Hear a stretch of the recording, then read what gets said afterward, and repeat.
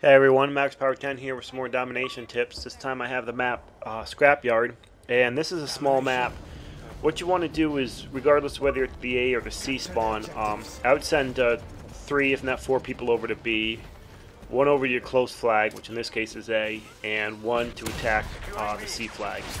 So right away I get my flash grenades past the point, help me try to cap this. Get B early just to give you a head start. But for this map, I would really focus on holding A and C, and I'll show you that a little bit later in the match. But to start with, we take A and we take B, and we're able to keep them away from C long enough for us to cap it. And anytime you have an opportunity where you cap 3 flags in the beginning, so you basically take their close flag from them, that is a chance for you to go for a shutout. So we actually attempt to shut out, so we push forward enough, just leave one guy back at A and push forward to C and B and try to get for the shutout. But unfortunately, we get a bad host migration, which ends our chances for even trying to accomplish that. I take this guy out here, and we get a host migration, and the host we get is very laggy. It goes on for like 3 or 4 minutes. I'm not sure if it was a really bad connection or there was a lag switch or what, but this guy in the other team ends up going 14-0, and I cut it out of the video, so you won't actually see it. I'll show you a little bit of it, but the game is like this for a good 4 or 5 minutes. We just keep dying, and he brings in a Harrier, brings in a chopper gunner. My teammates were asking, should we back out? Should we back out? But I was really kind of pissed off about losing that C flag due to a host migration, so I kind of just waited out, thinking that the host is going to switch. And what happens is half his team backs out, and then after that, for some reason, it just recovers, and the game kind of takes a few minutes, but the game actually kind of speeds up again, and we're able to play. But not before the guy gets his Harrier and chopper gunner and blows us to smithereens and ends up taking all 3 flags on us, but we make a comeback. So for this map, I would focus on A and C, because it's easy to grenade span the 2 of them. And watch out for noob tubes. Our team doesn't noob tube, but if the other team starts it, then if they're obnoxious, we won't hesitate to pull them out. So make sure you have those ready, because sometimes the small maps, they get really bad. So right here, he just got through his chopper gunner, and they end up capping all 3 points, but we take B and we take C back pretty quickly.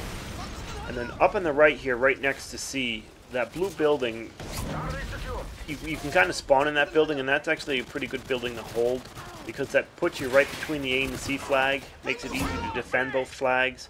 You can throw grenades from one flag to the other. So definitely this is where I would try to hold up if you can, and try to keep your spawn at. Plus it provides cover from air support, such as Harriers and stuff like that. So this building I think is key. You can get behind this piece of machinery and watch B, plus you can watch the other 2 flags. If you're on the other side of that, where the opposite team has this building, it'd be smarter to attack that building and get them to change their spawn than it would be to go for the A or C flag. So see the other team spawning here, get them out of this building, get them to either the C or the A flag, and then take the flag that's furthest from them. You don't want them held up here. But we actually hold this building for most of the game, and by doing so, that's what really kind of allows us to win it.